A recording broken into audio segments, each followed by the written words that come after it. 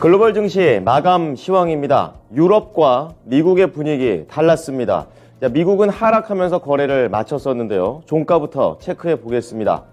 이날 3대 지수는 전부 밀렸는데요. 그중에서도 나스닥 지수가 더 많이 밀리게 되면서 기술주의 부진이 좀 더 두드러진 하루였습니다. 자, 지금 다우지수가 0.5% 근처에서 떨어지는 모습이었고요. S&P 500 지수 0.9%, 그리고 기술주 중심의 나스닥 지수가 1.5% 가깝게 밀리면서 11,000선을 깨고 내려온 상황이 계속 이어지고 있습니다. 자, 시장의 키워드, 시간 순서로 봤을 때 채권과 지표 그리고 중국이 되겠습니다. 자, 우선은 10년물 국채금리 수익률을 좀 보면요. 10%대 급등을 보여줬습니다. 10bp대 급등했는데요.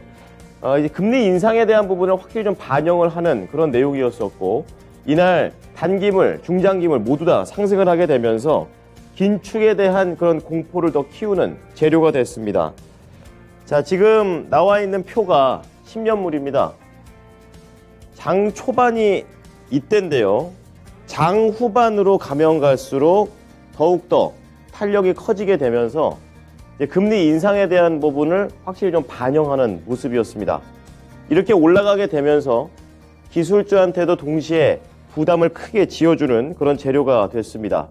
이것과 관련해서 CME 패드워치에 따르면 시장은 내년 2월 FOMC 때 지금 연준이 25bp 기준금리를 인상할 확률을 66%로 예상했습니다.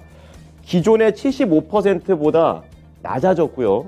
그리고 25bp보다 더 올리는 50bp, 이른바 빅스텝과 관련된 확률이 25%에서 지금 33.9%까지 더 올라가 버렸습니다.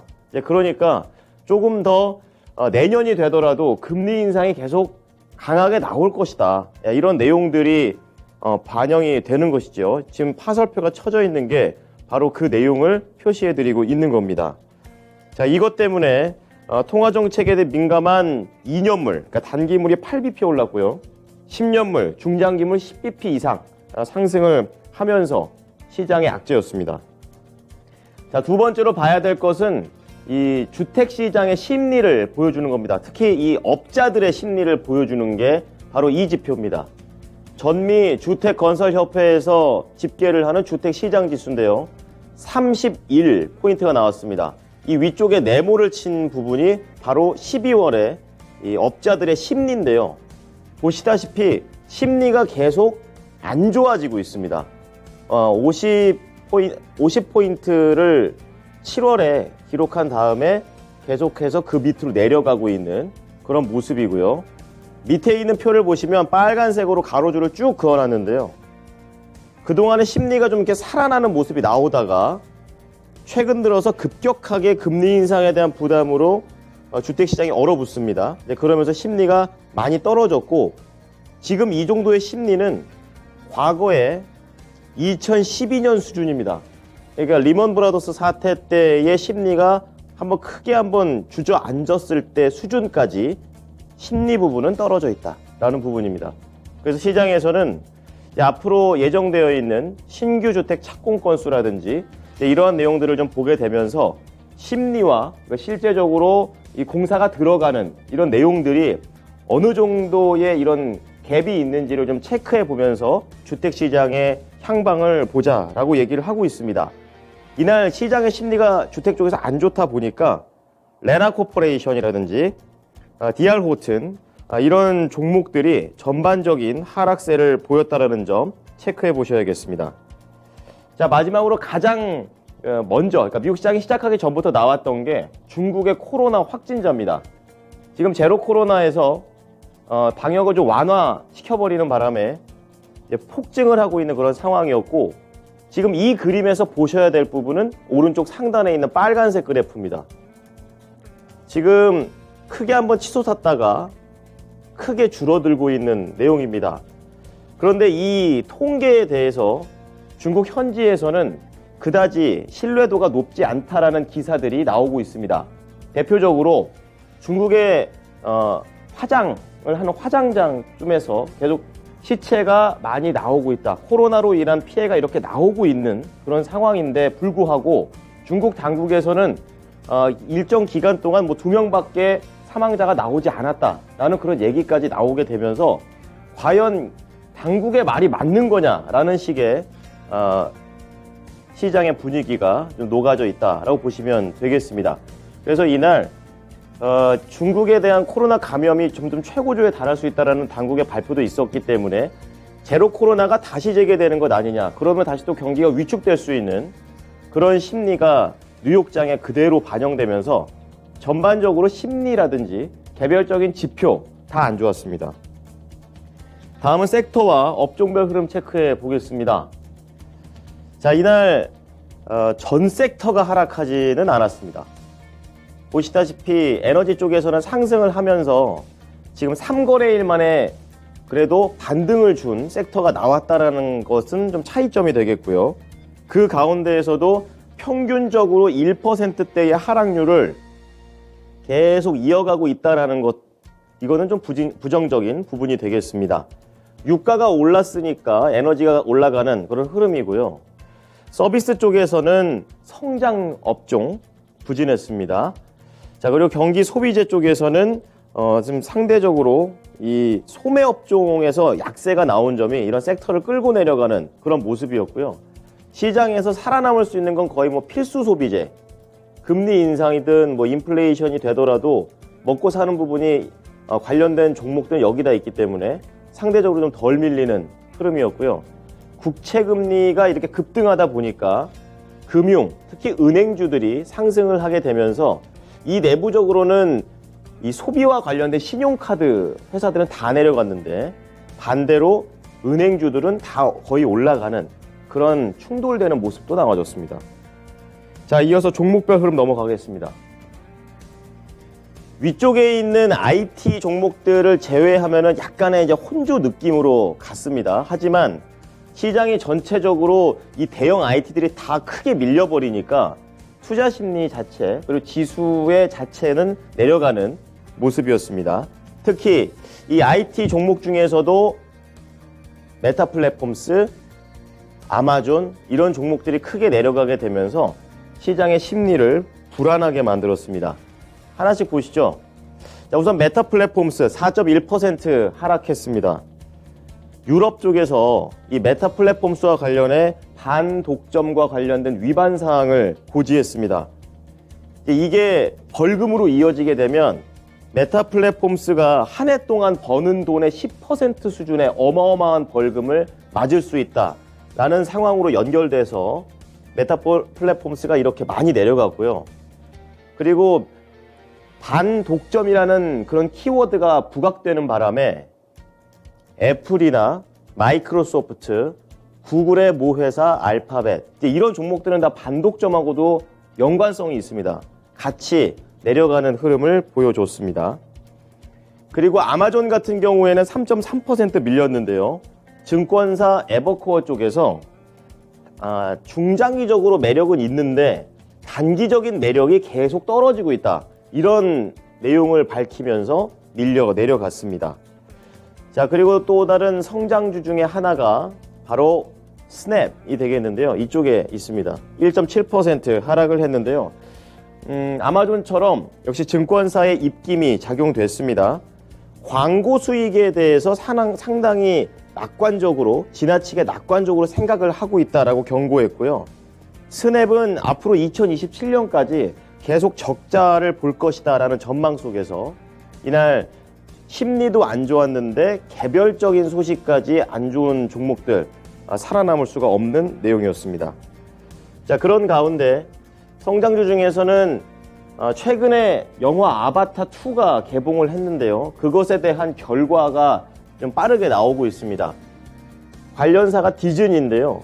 결과가 그닥 좋지는 못합니다. 그렇게 되면서 디즈니가 4.7% 하락을 하는 모습이 나왔고요.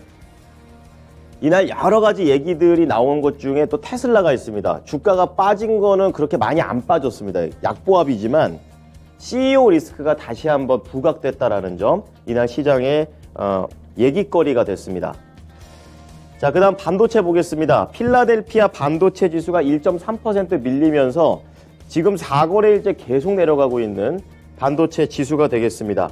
국채 수익률이 올라가다 보니까 이렇게 반도체한테도 부담이 됐고 오히려 이런 내용 속에서 내년 업황에 대한 그런 불안감까지 다시 자극하는 그런 상황이 돼버렸습니다.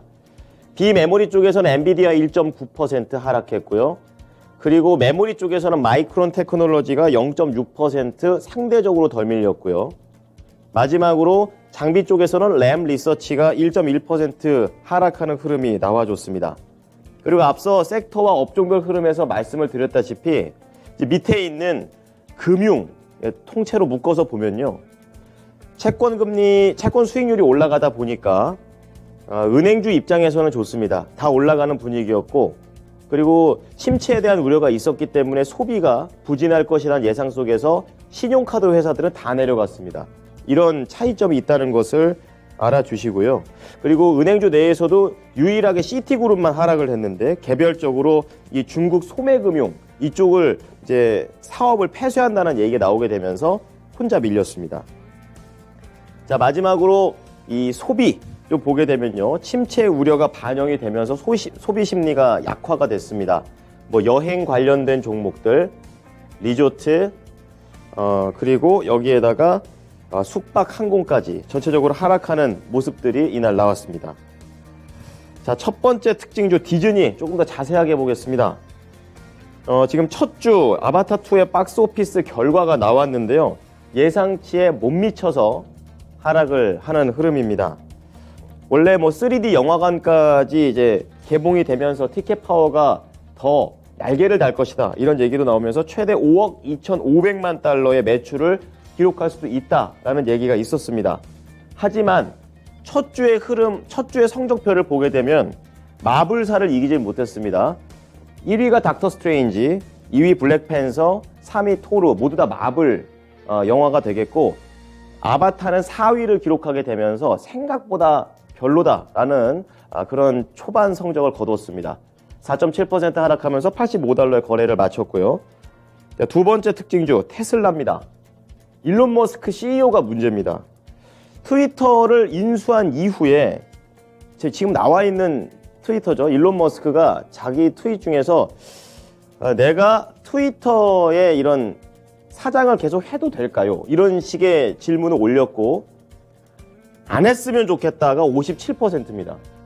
그러니까 계속해서 트위터가 이 경영 때문에 테슬라까지 위태롭다라는 그런 시장 분위기가 이렇게 나왔다라고 보시면 되겠습니다.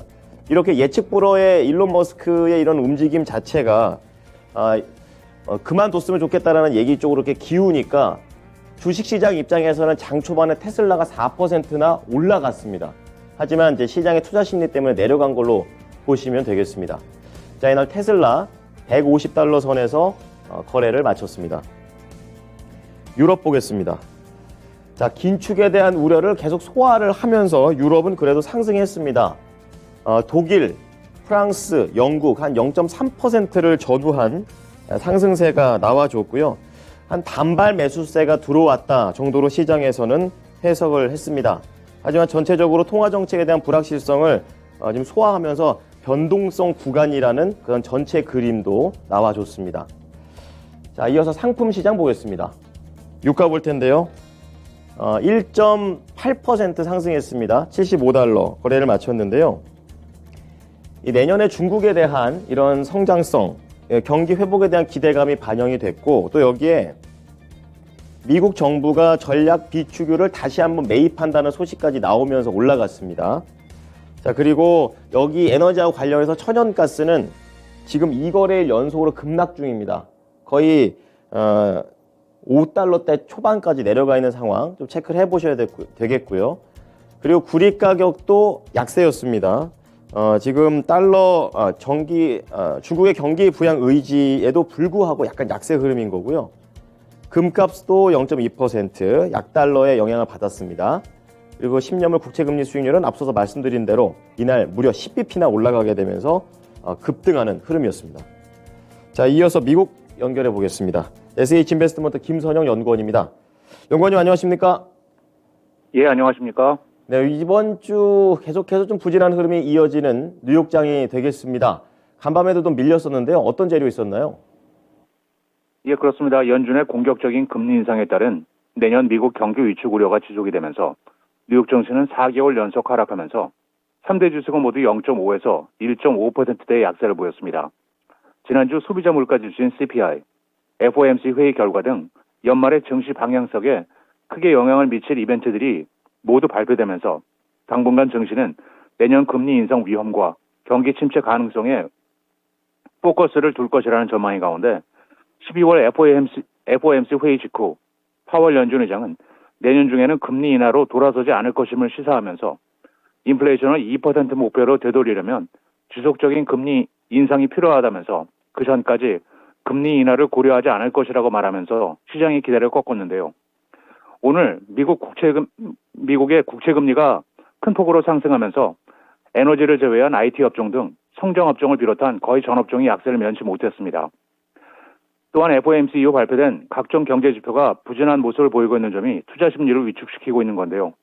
S&P 글로벌이 집계한 미국의 12월 제조업 PMI는 46.2를 기록하면서 31개월 만에 최저치를 갈아치우며 전달에 비해 하락했고, 오늘 발표된 미국의 주택건설 업체들의 경기 신뢰도가 2012년 이후 가장 낮은 수준으로 하락했다는 뉴스 역시 시장에는 부담이었습니다.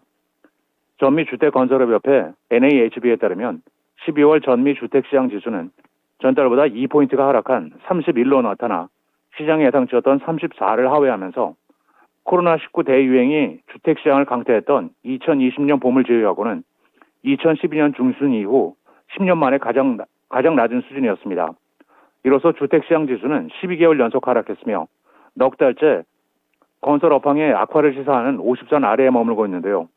협회 측은 연방준비제도의 금리 인상에 따른 모기지 금리 상승과 인플레이션이 주택시장 심리를 급속히 악화시키고 있다면서 고물가와 고금리 상황에서 주택건설업자들은 주택 매수를 이끌기 위해 여러 가지 노력을 하고 있다며 62%가 넘는 업자들이 매출을 위해 인센티브 등을 제시하고 있는 것으로 나타났다면서 내년에도 부동산 시장 약세가 이어지고 결국은 내후년이 되어서야 회복될 것으로 예상한다고 덧붙이고 있습니다.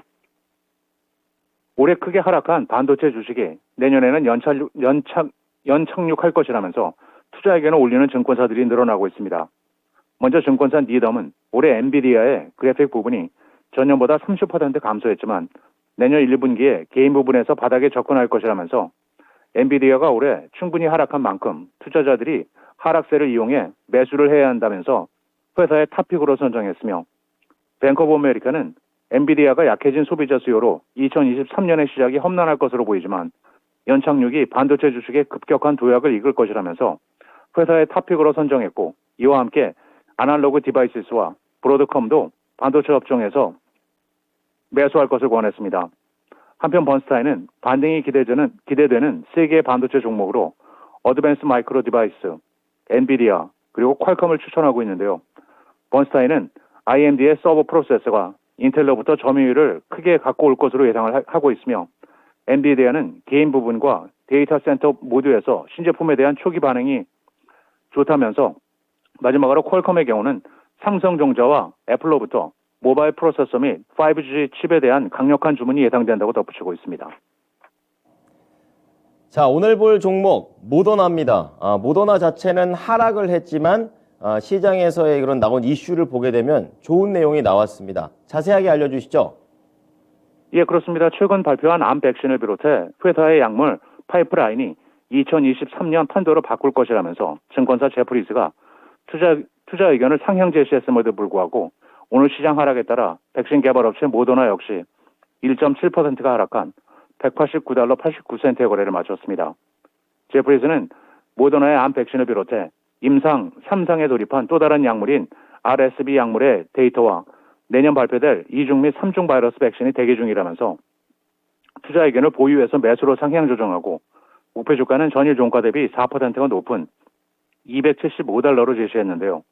모더나는 머크의 기존 약물인 키트루드와 결합한 임상실험 결과 피부암인 흑색종의 재발 또는 사망 위험을 44% 감소시켰다는 긍정적인 발표로 지난주 주가가 19% 이상 급등한 바 있습니다. 마지막으로 내일은 상무부의 11월 주택 착공과 건축 허가 건수가 발표될 예정이며 시장의 예상은 140만 건의 착공과 148만 건의 건축 허가 건수이며 다우지수의 구성 종목인 나이키를 시작으로 페덱스, 제너럴 밀스, 팩스텔 리서치, AAR 코프, 블랙베리 리미티드, 엠코 코프, 스마트체어 글로벌, 캐램프, 워딩턴 인더스트리스, 퓨얼셀 에너지, 그리고 네오젠 코프가 지난 분기 실적을 발표합니다. 네.